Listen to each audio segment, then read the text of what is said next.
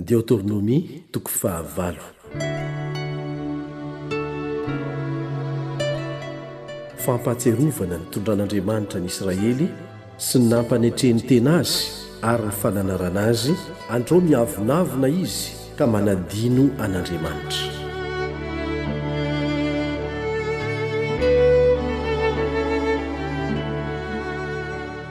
Ny lalàna rehetra izay andidiko anao anio dia tandremo arahinareo, mba ho velona ianareo ka hiamaro ary hiditra sady handova ny tany izay niany anan'i Jehova tamin'ny razanareo homena azy. Ary tsarovo ny lalana rehetra izay nitondran'i Jehova Andriamanitra ho anao tany anefitra izao 40 taona izao, hampanetry tenanao sy hizaha toetranao ary hahalala izay amponao na hitandrina ny didiny ianao na tsia. Dia nampanetry tenanao izy ka namelanao honona, dia nanomeanao ny mana ho aninao izay tsy fantatrao na ny razanao, hampahafantarany ianao fa tsy mofo ihany no iveloman'ny olona, fa izay rehetra aloky ny vavan'i Jehova no iveloman'ny olona. Ny fitafianao teny aminao tsy rovotra, ary ny tongotrao tsy nivonto izao 40 taona izao.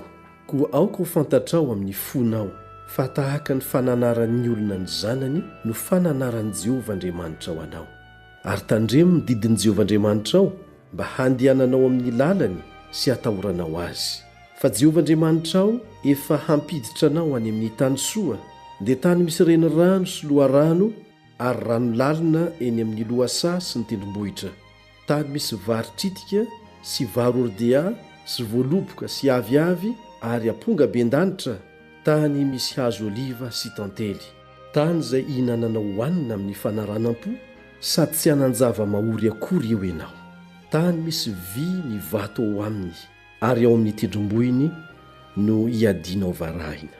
Ary rehefa nihinana ianao ka voky ary misaotra an'i Jehova Andriamanitra ao noho ny tany soa izay nomeny anao, dia mitandrema. Fa andraho adinoinao Jehova Andriamanitra ao ka tsy tandremanao ny didiny sy ny fitsipiny ary ny lalàny izay andidiko anao anio.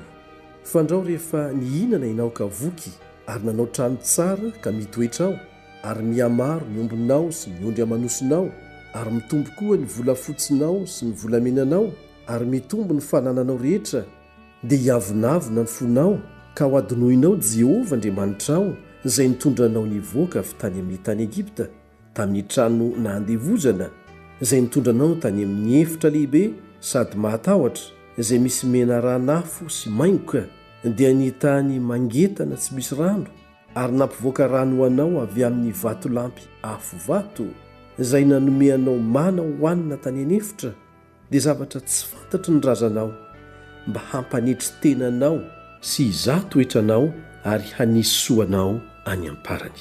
Ary andrao ianao hanao anakampo hoe, ny tanjako sy ny herin'ny tanako nahavoriako izao harena izao. Fa tsarovo Jehova Andriamanitra ao, fa izy nanomeanao hery ahavory harena, mba ahoro ny fanekeny izay nianianany tamin'ny razanao tahaka ny amin'izao anio izao. Fa raha manadino an'i Jehova Andriamanitra mihitsy ianao ka manaraka izay andriamanitra hafa sady manompo azy sy miankohaka eo anatrehany, dia milaza aminareo marimarina aho fa aringana tokoa ianareo, tahaka ny andringanana ny firenena samihafa izay aringan'i Jehova eo anoloanareo no handringanana anareo, satria tsy niaino ny feon'i Jehova Andriamanitra reo ianareo.